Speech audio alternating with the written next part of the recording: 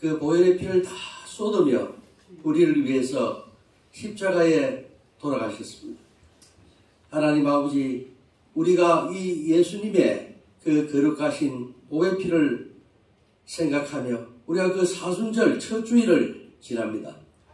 하나님 아버지여, 그 십자가의 보혈을 생각하게 하시고 저도 그것을 배워서 주님과 함께 이 세상을 향해서 그 보혈 피를 흘릴 수 있는 그러한 신앙생활을 할 수 있도록 인도하여 주시옵소서. 하나님 아버지, 오늘 또 빈손으로 오지 않고 물질을 바칩니다. 하나님 아버지, 이 귀한 손길들을 주님께서 축복하여 주시옵소서. 하나님 아버지, 돈을, 금전을 필요로 하거나 물질을 필요로 하거나 물질을 또 필요한 사람이 있을 때 우리가 아낌없이 베풀고 거저 주고 할 수 있는 그러한 물질의 축복을 허락하여 주시고 빌리거나 꾸거나 하지 않도록 인도하여 주시옵소서. 이 세상 살아갈 동안에 물질로 인해서 시험받고 고통받고 하는 그러한 일이 없도록 주님께서 특별히 보호하여 주시옵소서. 감사하며 예수님의 이름으로 기도 올려옵나이다. 아멘. 할렐루야. 낮에 오니까 참 좋습니다. 그리고 오늘 찬양을 해주셨는데 참 찬양 감사합니다. 뒤에서 이렇게 들으니까 그 내 손을 잡아주신 그 하나님 아버지의 사랑을 노래하는데 참 저분이 설교 이상으로 그 반목해 하는 것이다. 저는 그런 생각이 들더라고요. 여러분들 눈 감고 이렇게 몸을 흔드시면서 그게 선율에 졌는데 제가 과연 저만큼 할 수 있을까? 말씀으로 그런 생각이 들었어요. 앞으로 제 설교할 때는 꼭 와서 좀 찬양을 미리 불러주시면 저는 저분의 팬이 됐어요. 팬. 이전에 한번 제가 설교하기 전에 저분께서 찬양을 해주셨는데 제가 그거 몇 번, 10번, 20번 들었습니다. 너무 좋은 거예요. 오늘 대박입니다. 또 저분 오실 것 같아요. 예. 꼭 부탁드립니다. 예, 오늘은 마가복음 7장 24절에서 30절 수르보니게 여인의 믿음, 또 마태복음에서는 이것을 가나안 여인의 믿음 이렇게 해서 그 평행본문이 마태복음에도 있는데 그렇게 해서 어떤 것이 큰 믿음이냐 하는 것에 관해서 주님께서 말씀하고 있습니다. 우리도 오늘 이 설교를 통해서 우리도 큰 믿음 가지고 예수님의 마음을 시원하게 하고 기쁘게 하는 그러한 믿음의 주인공들이 다 될 수 있도록 여러분들을 축복합니다. 아멘.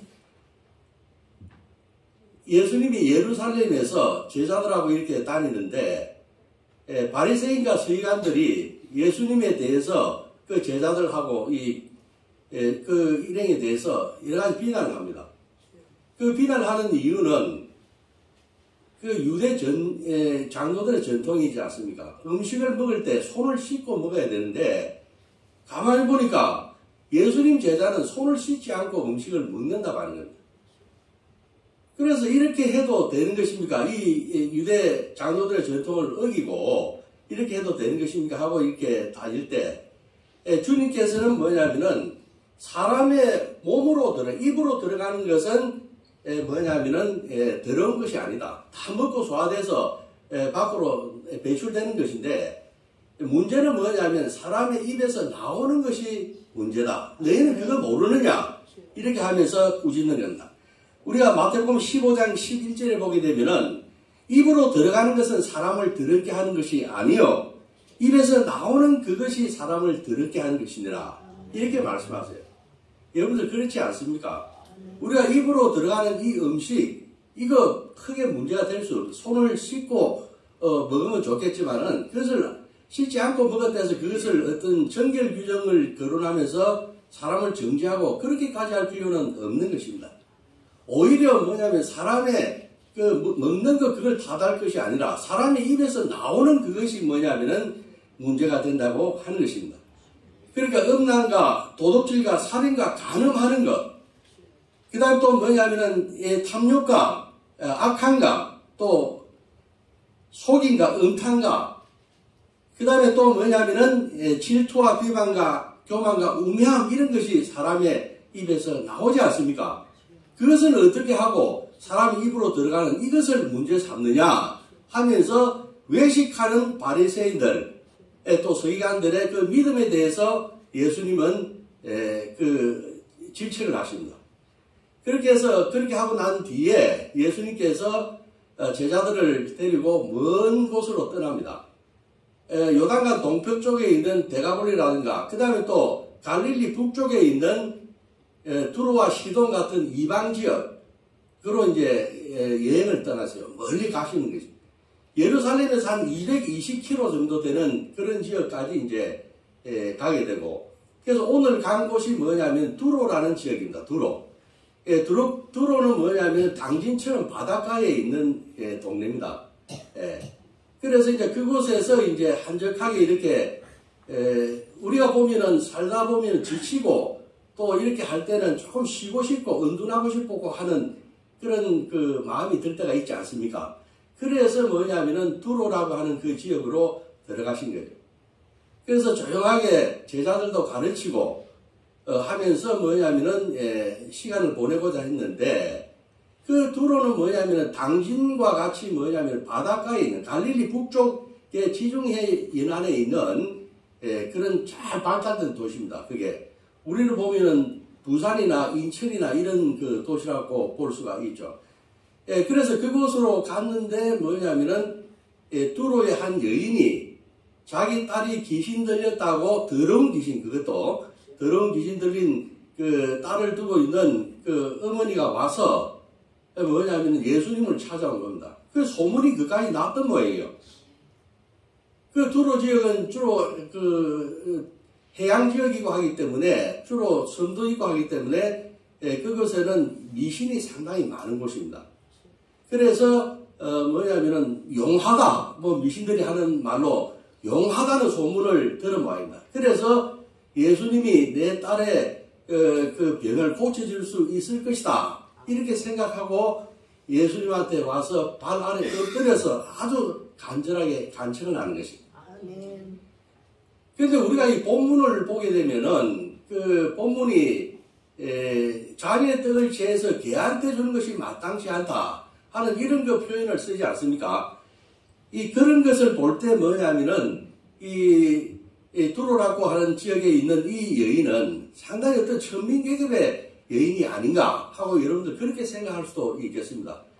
그런데 두로라고 하는 지역은 뭐냐면 상당히 부유하고 잘 살고 국방이 좋고요. 그 다음에 무역도 잘 되고, 그 다음에 여러 그 뭐냐면은 속국들도 이렇게 지배하고 할 정도로 훌륭한 도시였어요. 그래서 거기는 주로 금이라든가 은이라든가 이 세공하는 거, 이 색에 넣어가지고 장식을 만들어서 이거 하는 그 기술이 아주 능했고, 염색이 뛰어나고 도자기 이런 게 아주 하여튼 손으로 만들고 하는 이런 것이 뭐냐면 아주 발달된 곳이에요. 그리고 그 밑에 조금 내려가게 되면 레바논이라고 하는 부터인데, 그게 뭐냐면은 그 백향목이 있어가지고 그거로 배를 만들어서 저 뭐냐면은 유럽 지역이라든가 오늘날 보면은 중동이라든가 또 뭐 이집트라든가 이런 데로 다 수출하고 하는 그런 부한 나라였습니다.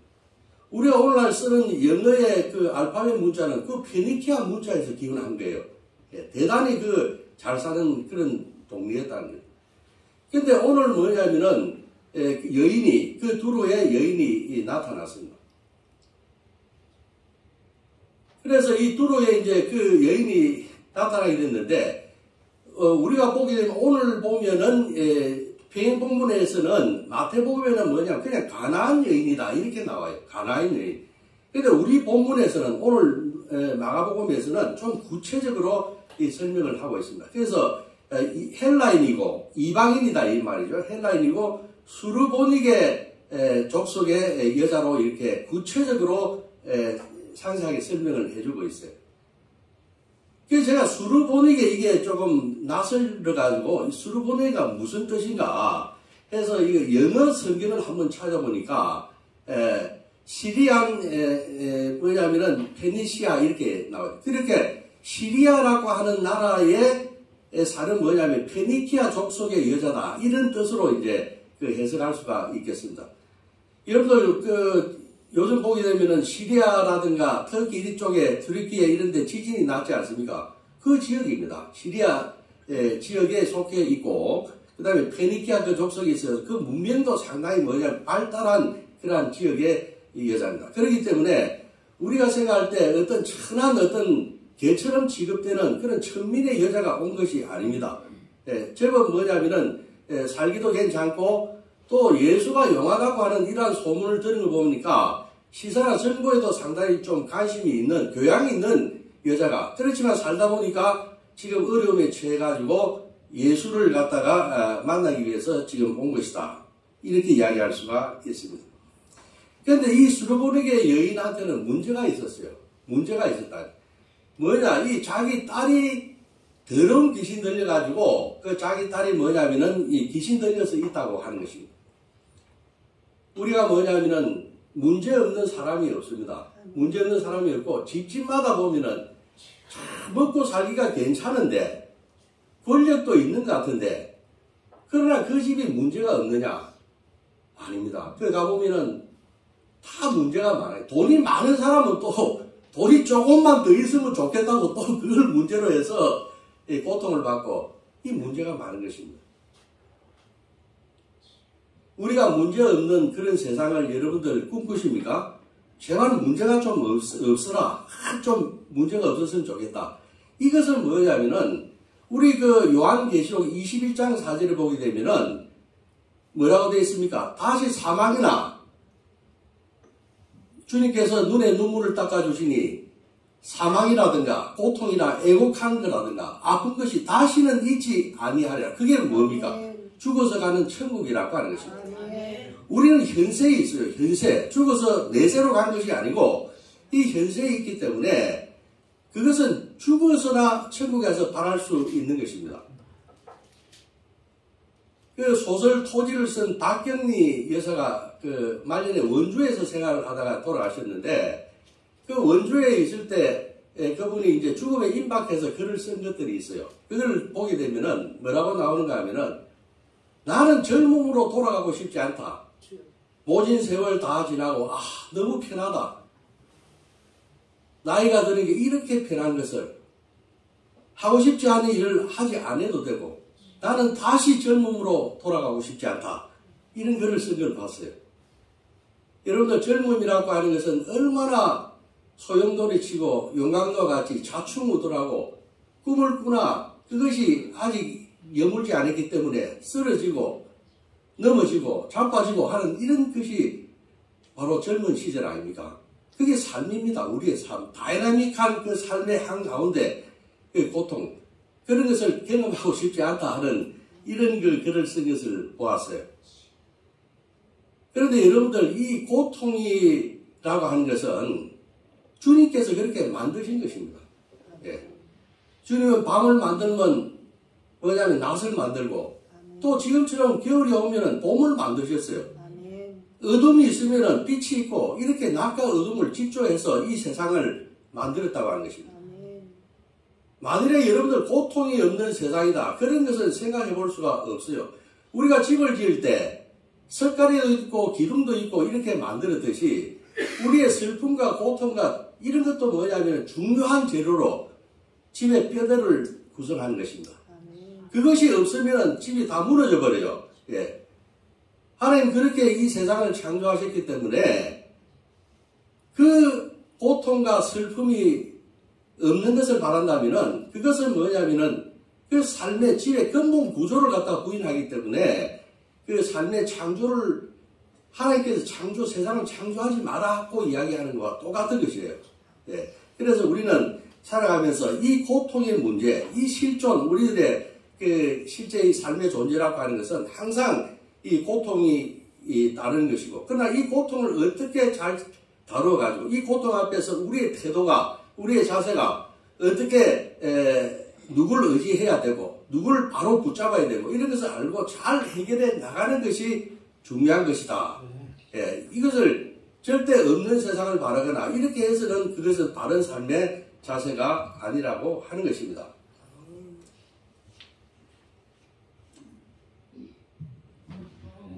그런데 이 예수님이 오늘 그 찾아온 여인에 대해서 좀 황당한 이야기를 하세요. 황당한 이야기. 그렇게 사정을 하는데 황당한 이야기를 하죠. 27절에 보게 되면은 예수님께서 이르시되 자녀로 먼저 배불리 먹게 할지니 자녀의 떡을 취하여서 개들에게 던짐이 마땅치 아니하니라. 이런 이야기를 하셨다고 하는 것입니다. 이게 상당히 당황이 돼요. 왜 예수님께서 이런 말씀을 하셨어요? 예수님이 이런 말씀을 하시는 분이 아니지 않습니까? 예수님은 얼마나 사랑이 많으시고 풍성하고 그 인자하시고 오래 참으시고 우리가 아는 그 예수님의 성격하고는 많이 다릅니다. 그런데 왜 이런 말씀을 오늘 예수님께서 하셨는가? 이 보면은 우리가 예수님이 하신 말씀 중에서 이해가 안 가는 것들이 많습니다. 그래서 학자들도 아예 예수님이 한 말씀 중에서 어려운 말씀들을 몇 개씩 이렇게 이야기를 하고 그래요. 예를 들면은 우리 누가복음의 청지기 고사 같은 거 볼 때 불의한 재물을 가지고 친구를 사귀라 이렇게 이야기를 합니다. 그런 말도 이해가 안 가지 않습니까? 저는 평신도 생활을 해봤거든요. 제가 지금은 전도사지만은 제가 평신도 이렇게 할 때는 그 이해를 못 하겠더라고요. 이 가르쳐주는 사람도 없고 그냥 넘어가는 겁니다. 저는 그런 걸 경험하고 다 지나왔기 때문에 여러분들의 마음을 잘 알죠. 그래서 이 모든 이 세상의 재물이라고 하는 것은 불의한 것입니다. 그것은 누구냐 하면 주인이 있어요. 주인이 예수님 주님이라고 하는 것입니다. 그런데 내가 지금 주머니에 이 돈을 가지고 있어요. 이 전부 다 불의한 거예요, 이게. 근데 이걸 가지고 뭐냐면 내 몸을 치장하고 내 한 몸에 쓰게 되면 이거는 문제가 된다고 하는 것입니다. 그 주님께서 원하는 사용법이 아니라고 하는 것입니다. 그래서 그 불의한 재물을 가지고 주님 걸 가지고 주님 방법으로 사용하라고 하는 그 이야기입니다. 불의한 재물로 친구를 사용. 오늘 여기도 마찬가지예요.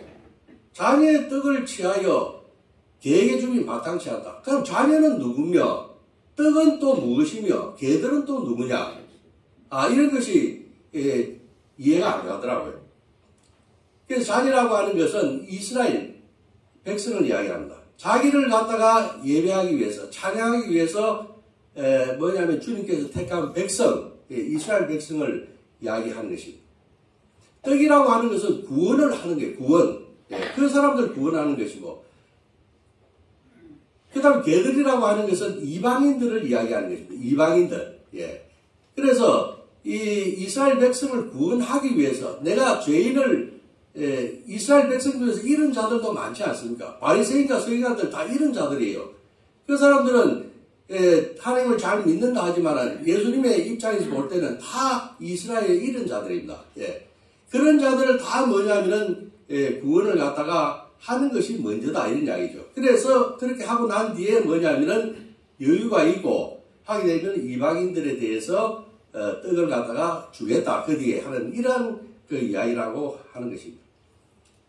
그럼에도 불구하고 이 예수님의 표현은 가장 뭐냐면 좀 심하지 않습니까? 비유를 들더라도 좀 심한 것이죠. 자녀와 비자녀를 나누고 너는 내 자녀가 아니다. 그리고 개들이라 표현하고 또 먹는 것 가지고 뭐냐면 차별하고 이러니까 뭐냐면은 상당히 불쾌할 수도 있습니다. 왜 이 여자를 갖다가 이렇게 이런 표현을 써가면서 하는 것이냐 한번 생각을 해볼 필요가 있지 않습니까? 그 히브리 전통에서는 우리 조선시대처럼 유교 문화권 내에 있는 그 문화하고 비슷해요. 비슷합니다. 그 히브리 사회에서도 여자는 남편이라든가 아버지라든가 남편이라든가 또 남편이 죽으면은 자식에 구속하는 그런 존재였습니다. 우리 조선시대 때 그렇지 않습니까? 조선시대 때 보면은 삼종 지도라든가 그 다음에 칠거지약이라든가 이런 이야기 여러분들 많이 들었을 겁니다. 그러니까 여자는 뭐냐면은 시집가기 전에는 아버지에게 순종하고 또 시집가서는 남편에게 또 남편이 죽고 나면은 자식한테 뭐냐면은 의지를 해야 되는 그러한 존재. 또 뭐냐면은 이혼 사유를 조선시대 때 이혼 사유를 정하는 데 있어가지고 뭐 불효라든가 무자라든가 또 다언이라든가 말이 많아도 뭐냐면은 이혼시켜버려요. 예, 칠거지하게 그런 것입니다. 예. 자식을 못 낳고 자식 못 낳는 게 자기 마음대로 되는 것도 아닌데 그 시대 때는 예, 이혼 사유로 해버렸다고 합니다. 불효는 물론이고 예. 그 다음에 질투하고 뭐 도둑질하고 병이 있고 간음하고 7가지 이런 걸 들어서 이혼을 시켰다고 하는 것입니다. 그러니까 그 시절에 뭐냐면 여자의 운명이라고 하는 것이 이 삶이라고 하는 것이 굉장히 예, 어렵다고. 오늘 같은 이 수르보니게 여인도 마찬가지예요. 보니까 뭐냐면은 이 예수님을 혼자서 찾아온 걸 보니까 남편도 뭐냐면은 없는 것 같고 또 뭐냐면은 의탁할 또 자식도 없는 것 같아요. 그러니까 혼자 뭐냐면은 찾아와서 이 발 아래 엎드린 거 아니겠습니까? 그래서 예수님이 이 여자를 홀대한 것인가 이렇게 생각을 해볼 수도 있습니다. 그러나 예수님은 그런 분은 아니죠. 그래서 왜 이렇게 뭐냐면은 이해가 안 되는 이런 말씀을 하셨을까 해서 여러 사람들이 도대체 예수님께서 왜 저런 비유를 드셨지 해서 몇 가지 이런 예수님을 변호하는 그러한 이야기를 해요. 그래서 그 첫째가 뭐냐면은 예수님께서 그 여자를 특별하게 무슨 홀대하기 위해서 그렇게 한 것이 아니고 그 구원의 순서를 이야기한 것이다. 구원의 순서. 예, 그렇게 설명을 하는 것입니다. 그래서 주님께서는 오늘 그 상황을 볼 때 두로라고 하는 그 먼 지역 가서 좀 쉬고 싶은 한적하게 이렇게 하고 싶은 그래서 자녀들한테 뭐냐면은 구원의 도를 가르치고 그 다음에 여유가 있으면 이방인한테 또 가르치고 이렇게 하려고 했는데 갑자기 이 여자가 와가지고 뭐냐면은 발 아래 엎드려서 사정을 하니까 그 당황하기도 했고 그래서 구원의 순서를 이야기한 것이 아닌가. 오늘 그 비행본문인 마태복음에 보게 되면요. 그 여자가 고래고래 소함을 지르고 뭐냐면은 소란을 피웠다. 나를 살려달라. 내 처지를 갖다가 좀 해결해 달라고 애걸복걸 애원을 했다고 하는 것입니다. 그래서 이 제자들이 뭐냐면은 예수님 제발 좀 저 여자를 갖다가 좀 보내주십시오. 이렇게 사정을 냈다고 그래요. 예. 오늘 우리 누가복음에서는 점잖게 그냥 발 아래 엎드려서 간청했다고 하지만은 그 마태복음에서는 아주 소리 지르면서 뭐냐면은 소란을 피울 정도로 그렇게 간절하게 그 예수님의 처분을 받았다고 하는 것입니다. 그리고 또 뭐냐면 오늘 본문에서 보게 되면은 자녀로 먼저 배불리 먹게 할지라 이렇게 이야기하지 않았습니까? 자녀가 먼저 먹어야 된다. 이런 것을 이야기를 했습니다. 로마서 1장 16절에 보게 되면 내가 복음을 부끄러워하지 아니하노니 이 복음은 모든 믿는 자에게 구원을 주시는 하나님의 능력이라. 먼저는 유대인에게요 그리고 헬라인에게로다. 이렇게 구원의 순서를 이야기했다고 하는 것입니다. 그러니까 예수님이 뭐냐면은 그 여자를 보고 수르보니게 여인을 보고 딱 꼬라보고 뭐냐면은 자기의 떡을 취하여 걔한테 주는 것이 옳지 않아. 이렇게 하지 않았다고 하는 거죠. 예. 이 좀 먼 산 바라보듯이 45도 각도로 자기의 떡을 취하여 걔들에게 주는 것이 옳지 아니하니라. 이렇게 점잖게 이야기를 했다고 하면서 예수님을 변호하기도 합니다. 그 다음 또 뭐냐면 당시에 유행했던 그 유행어를 갖다가 인용했다 하는 이런 견해도 있어요. 여러분들 그 두로라고 하는 그 지역은 아까 이야기했듯이 페니키아 문명의 중심지였고 매우 강대한 나라였습니다. 그래서 그쪽에는 북쪽에 보면은 뭐 헐몬산이라든가 산이 그 산지도 높고 하기 때문에 그쪽에 성벽을 쌓게 되면 높게 쌓으면 난공불락입니다. 이 쳐들어올 수가 없어요. 해변가에는 성을 낮게 쌓고 그런 동북쪽 북쪽 그쪽으로는 뭐냐면 이 높이 쌓아가지고 도저히 이 나라를 갖다 누가 범접하지 못했다고 그래요. 그래서 강하고 식민지를 둘 정도로 야금술이 발달하고 여러 가지 도자업이라든가 이게 그래서 잘 사는 그런 무역을 잘하는 그런 나라였다고 하죠. 그래서 좀 교만한 나라였어. 교만한 나라. 그래서 우리 그 성경에 보게 되면 두로나 시돈 이 지역을 굉장히 천하게 보지 않습니까? 실제로 뭐냐면은 굉장히 많이 괴롭히고 그렇게 했지 않습니까? 그 나라들이. 여러분들 그 구약에 보게 되면 북이스라엘의 아합 왕이라고 하는 그 좀 안 좋은 왕이 있죠. 그 왕이 뭐냐면은 결혼을 누가 하고 했는가 하면 이 두로에서 출생한 뭐냐면 이세벨.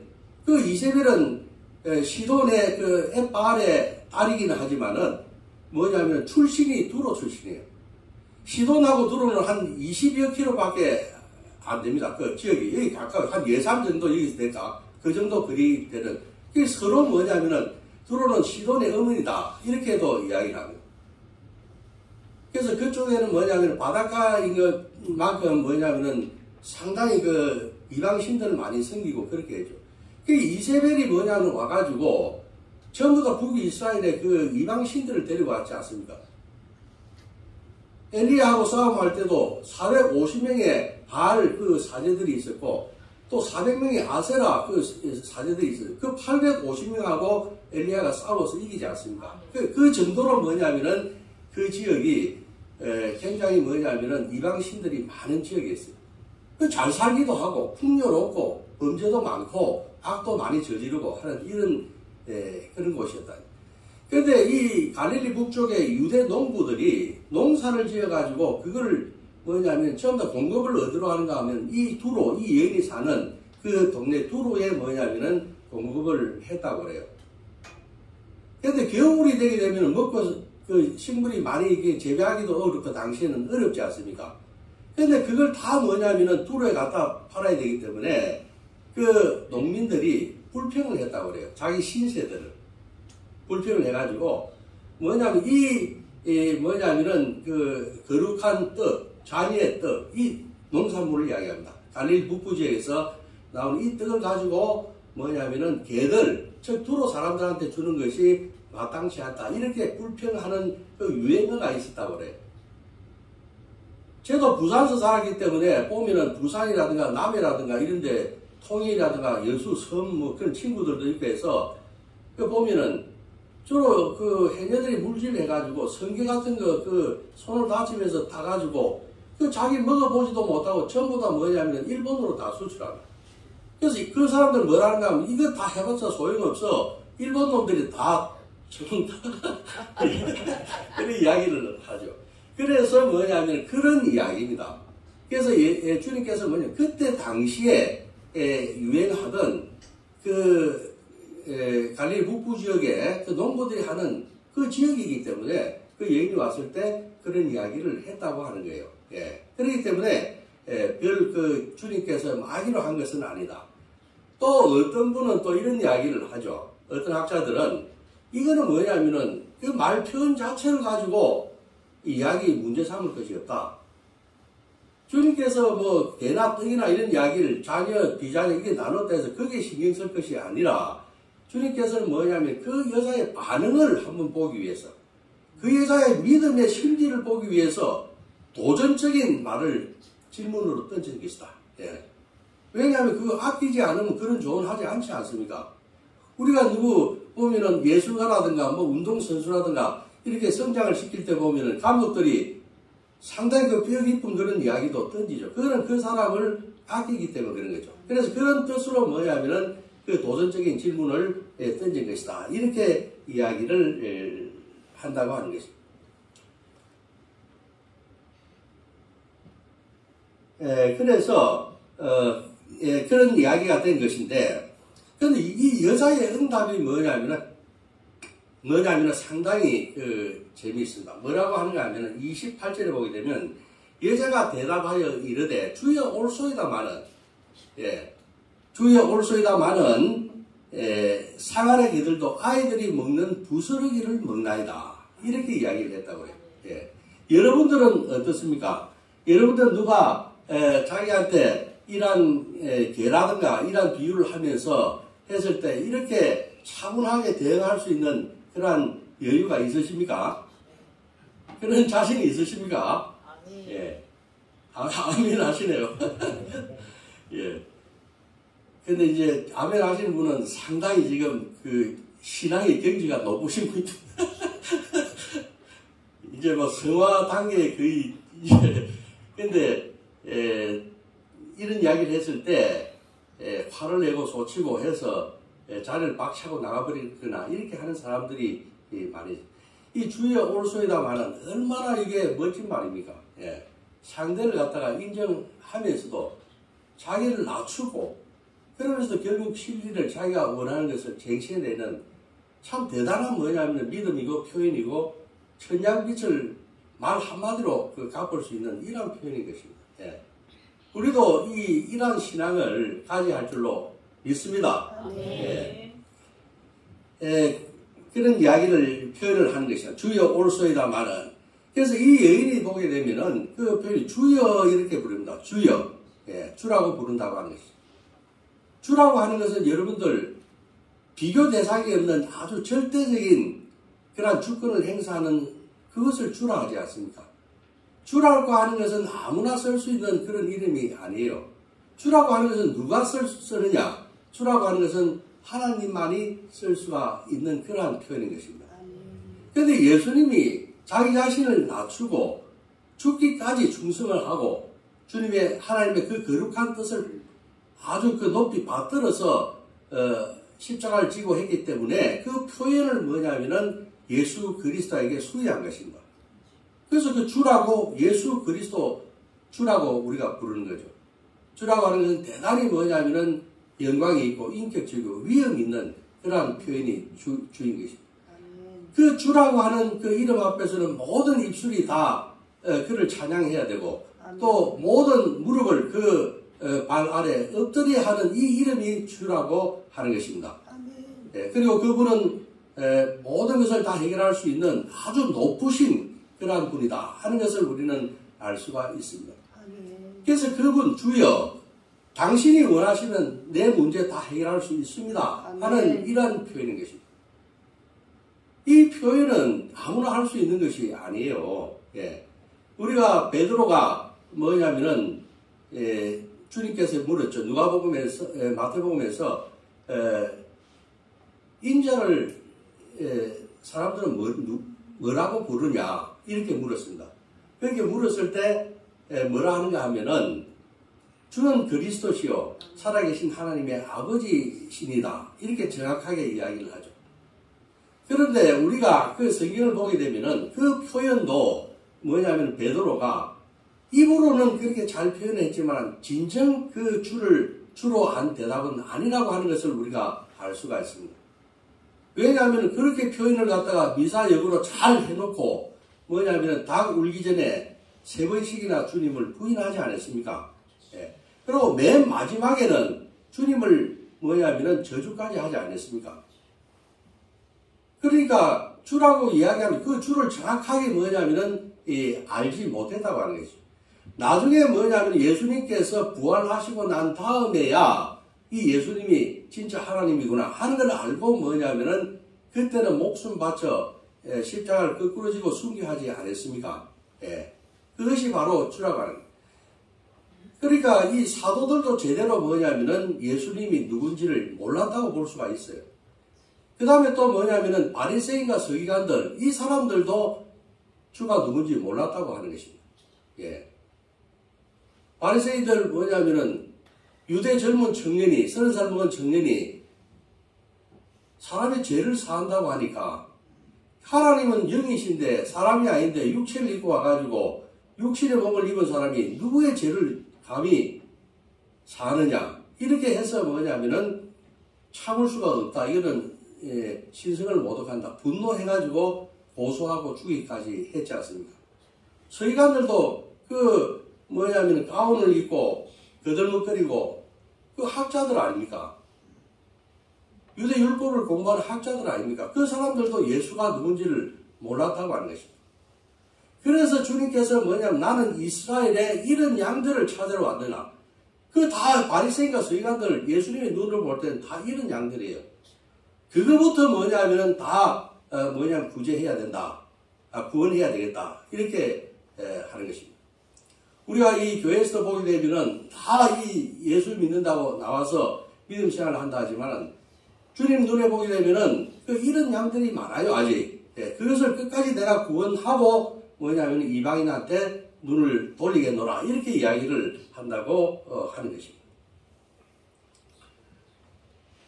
그래서 오늘 보게 되면은 여기서 마태복음에서는 조금 여기서는 주여 이렇게 하지만은 마태복음에서는 조금 더 상세하게 이 상황을 설명하고 있더라고요. 거기 보게 되면 주 다윗의 자손이여 나를 불쌍히 여기소서 이렇게 나와 있습니다. 우리가 성경에서 주 다윗의 자손이라고 하는 말은 어떨 때 쓰는가 하면은 그 말은 우리의 구원자 그리스도고 우리를 죽음에서 사망 권세에서 건져 올리고 우리를 갖다 구원할 수 있는 메시아라고 하는 것을 인정하는 말입니다. 주 다윗의 자손이라고 하는. 우리 미가서 5장 2절에 보게 되면은 베들레헴에서 구원자가 난다 안 했습니까? 베들레헴 에블라다야 너가 비록 작지만은 그 동네가 작지 않다. 거기서 큰 구원자가 난다고 하는 것입니다. 그 다음 또 이것을 이어받아 가지고 누가복음 2장 11절에 보게 되면은 2장 11절에 보게 되면 다윗의 동네에서 너희를 위하여 구주가 나셨으니 그리스도 주시라. 이 그리스도 건져 올린다. 자기 백성들을 메시아 구한다는 이것이 뭐냐면 다윗의 자손에서 난다고 하는 거예요. 그가 구원자라고 하는 것입니다. 이것을 분명히 예인은 알았던 거예요. 그래서 이분이 주기 때문에 내가 줄기차게 뭐냐면은 이분한테 매달려서 내가 우리 딸의 이 귀신 들린 것을 쫓아내야 되겠다. 저분이 뭐 하실 수 있다고 하는 생각을 한 겁니다. 그래서 누가복음 8장 7절에 보게 되면 하물며 하나님께서 그 밤낮으로 부르짖는 택하신 자들의 원한을 풀어주지 아니하겠는가? 왜 풀어주지 아니하겠느냐? 이렇게 이야기를 말씀을 하고 계십니다. 그 다음 또 보게 되면은 구하라 그리하면 너에게 주실 것이요. 그 다음에 찾으라 그러면 찾아낼 것이요. 문을 두드리라 그러면 너에게 열릴 것이니라. 찾는 자가 받을 것이고 또 구하는 자가 찾아낼 것이고 또 두드린 자에게 열릴 것이니라. 이렇게 말씀하지 않았습니까? 그래서 이러한 믿음을 가지고 주님 앞에서 맹렬하게 그것을 갈구했다고 하는 것입니다. 이 말씀을 맺으랍니다. 수르보니게 여인의 큰 믿음을 통해서 우리가 몇 가지 우리가 생각해 봐야 될 것이 있습니다. 우리가 주님의 은혜를 갈구하기 위해서는 자존심 같은 것은 오늘 이 고사에서 볼 때 다 버려야 한다고 하는 것을 알 수가 있습니다. 우리 자존심 같은 것은 이 본문에 보게 되면 부스러기 같은 거예요. 그거 생기고 그걸 위해 가지고 뭐냐면 자기가 구원받고 확신을 가지고 하는 이러한 믿음을 갖다가 잃어버려서는 안 된다. 여러분들 교회 나오게 될 때 예배 참석하게 될 때 이 은혜를 갈구해야 될 줄로 믿습니다. 저는 이렇게 씨를 뿌리고 갑니다. 전합니다. 그러나 이것을 받아가지고 그것을 열매 맺게 하는 옥토가 되는지 안 그러면은 이것을 뭐냐면은 돌짝밭으로 해서 열매 맺지 못하게 하는지 하는 것은 여러분들의 그런 문제인 것입니다. 그 여러분들의 문제라고 하는 것입니다. 이 참 어머니는 대단하지 않습니까? 그 딸이 그 병에 걸렸는데 그것을 해결하기 위해서 얼마나 많이 다녔겠습니까? 그리고 이 이방 여자가 그 잘 사는 그 동네, 그 국가인데 그 유대라고 하는 것은 예수님 사실 때 그때에 보게 되면은 그 두로는 상당히 잘 사는 때였고 이 예수님 있을 때는 얼마나 박해받고 어려운 때였습니까? 그런데도 찾아 나와가지고 발 아래 엎드리고 사정하고 당신이 고칠 수 있으니까 내 딸의 귀신을 쫓아 주시옵소서 이렇게 매달렸다고 하는 것이죠. 그 자존심 체면 생각하고 하면은 이렇게 할 수가 없었을 겁니다. 그래서 우리가 보게 되면 몸이 아프다든지 어떤 어려운 문제가 있다고 하면은 그 다 자존심 생각해가지고 내가 이런 이야기 하게 되면은 저 사람이 나를 우습게 볼 것이야. 이런 생각을 하면서 시시하고 괴로워하고 이렇게 해서는 안 되겠습니다. 오늘 이걸 볼 때 뭐냐면은 다 이런 걸 이야기를 예수님 앞에서 구하듯이 이야기를 해야 돼요. 내가 이런 문제가 있으니까 목사님 저를 위해서 기도해 주세요. 장로님 기도해 주세요. 우리가 뭐냐면 서로 믿음의 형제들한테 내 모든 것을 숨기고 이렇게 할 것이 아니라 다 내놓고 뭐냐면 기도도 받고 이렇게 해야지만이 문제가 다 해결될 수가 있다고 하는 것을 알 수가 있습니다. 여러분들 자존심 다 버리고 오로지 뭐냐면은 내가 어떤 자유한 구원을 얻어야 되겠다 하는 이 열망을 가지고 주님 앞으로 나오시기 바랍니다. 아멘. 그 다음에 주님은 편협한 분이 아니다. 주님께서는 뭐냐면은 마음이 엉하다든지 사람처럼 그분은 뭐냐면 인생이 아니기 때문에 우리처럼 그런 마음 가지고 있지 않아요. 여러분들 요나 아시죠? 요나는 주님께서 뭐냐면은 니느웨라고 하는 저 이방 나라에 가서 복음을 전해라. 그 뭐냐면 40일 동안 다니면서 회개하라. 그렇지 아니하면은 이 니느웨 성이 무너질 것이다. 그 외치고 다니라 했어요. 그런데 이 니느웨가 어떤 나라입니까? 어떤 도시입니까? 이 아시리아의 수도 아닙니까? 아시리아는 북이스라엘을 무너뜨린, 점령해버린 그 나라예요. 그렇기 때문에 우리로 보게 되면 임진왜란이라든가 한일합병에 때 일본하고 같은 나라입니다.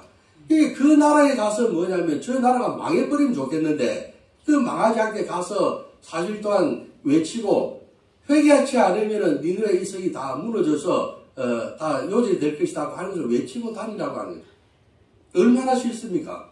그러니까 요나는 다시스로 도망갔는데 결국 또 뭐냐면은 주님께서 물고기 입으로 또 삼키셔가지고 니느웨로 토해냈어요.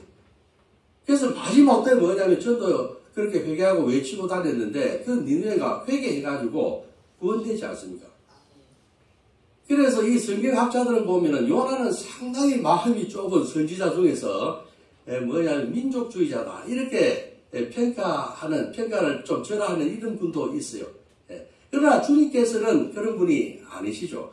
주님께서는 회개만 하기만 하면은 이 니느웨도 뭐냐면은 사랑하시는 분입니다. 니느웨에게도 먹을 것을 주시고 회개만 한다면은 이렇게 치유해 주시고 또 그 자들을 위해서 십자가를 지고 뭐냐면은 그 보배피를 흘려 주실 수 있는 분이 뭐냐면은 예수 그리스도라고 하는 것입니다. 그래서 이분은 편협한 분이 아니다 하는 것을 우리는 알 수가 있습니다. 주님께서는 인자가 온 것은 섬김을 받으려 하는 것이 아니라 도리어 섬기려 하고 자기 목숨을 많은 사람들의 대속물로 주려 하십니다. 이렇게 이야기하지 않습니까? 참 좋으신 분, 이분이 우리 주님이라고 하는 것입니다. 그 다음에 또 뭐냐면은 흔들림 없이 주님을 신뢰해야 된다. 우리가 어려울 때 누구를 찾아가서 매달리고 하는 것은 그 사람이 내 문제를 해결할 수 있다고 확신할 때 우리가 그렇게 하는 것이에요. 그래서 그분이 뭐냐면은 말씀만 해도 이 병이 다 나을 것 같은 이러한 그 확신을 가지고 나간 것입니다. 우리 주님을 갖다가 주님의 어떤 그 인자심, 사랑이 풍부하심, 긍휼함 이것을 우리는 무한 신뢰해야 됩니다. 아멘. 그분을 절대적으로 신뢰하고 그분한테 초점을 맞추고 집중해서 뭐냐면은 그분한테 붙들려야 한다고 하는 것입니다. 아멘. 그렇지 아니하고 뭐냐면 적당하게 신뢰하고 해서 막 두 마음 세 마음 품고 이리 갔다 저리 갔다 해서는 뭐냐면은 구원을 받을 수가 없다고 하는 것이죠. 그래서 오늘 뭐냐면은 여기서 주님께서 뭐냐면은 이 말을 듣고 돌아가라. 이 말을 하였으니 돌아가라. 내 다리에서 그 귀신이 나갔느니라.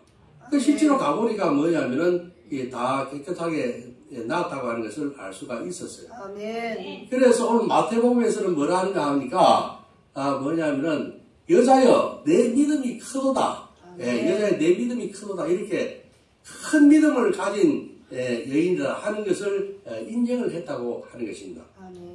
그래서 이 여자는 상 아래 개들이지만은 그 주님께서 주시는 그 떡을 먹으면서 주님과 한 상에서 뭐냐면은 구원을 받을 수가 있었다고 하는 이야기입니다. 아멘. 우리도 뭐냐면은 이 주님을 절대적으로 신뢰하고 아멘. 주님께서 능하신 모든 것이 능하신 분이니까 아멘. 그분 앞에 가서 매달리고 기도하고 해서 뭐냐면 우리도 구원받아야 되겠다 하는 그 수르보니게 여인의 큰 믿음을 우리는 정치해서 우리도 역시 뭐냐면은 주님을 기쁘게 하는 자녀들이 다 되어야 할 줄로 믿습니다. 아멘. 아멘입니까? 아멘. 기도하겠습니다. 하나님 아버지 감사합니다. 오늘 수르보니게 여인 이 이방 여자를 통해서 큰 믿음이 무엇인가 하는 것을 오늘 배우게 하여 주심을 감사드립니다. 하나님 아버지, 우리가 어떠한 어려움이 있다 할지라도, 우리에게 시련이 있다 할지라도 주여 올소이다마는 하는 이러한 긍정적인 신앙을 가지고 그 상에서 같이 떡을 먹을 수 있는 이러한 주님의 자녀들이 다 될 수 있도록 주님께서 인도하여 주시옵소서. 하나님 아버지, 우리 이 교회, 유옥교회를 섬기시는 우리 박영선 목사님을 주님께서 영육을 강건하게 하여 주시옵소서. 엘리야에게 인정했던 그 성령의 능력의 값줄을 인정하여 주시어서 이 교회를 치러 나갈 때 어려움이 없도록 주님께서 능력을 주시옵소서. 또 하나님 아버지, 이 가정도, 목사님의 가정도 주님께서 책임져 주셔서 편안하게 목회하실 수 있도록 도와주시옵소서. 하나님 아버지, 상하리교회들을 위해서 저 멀리 태국까지 나가서 선교하시는 우리 박은호 선교사님, 그 선교지위에 함께 하시고 성령의 기름을 부으셔서 그 선교지에 날마다 열매가 맺힐 수 있도록 인도하여 주시옵소서. 우리 6월 4일날 또 단기 선교팀이 그곳에 나가는데 하나님 아버지여, 그 현지에 가서 같이 응원하고 또 어려움이 없는가 살피고 또 어려운 일이 있을 때 도울 수 있는 그 능력을 허락하여 주시옵소서. 감사하며 예수님의 이름으로 기도 올리옵나이다.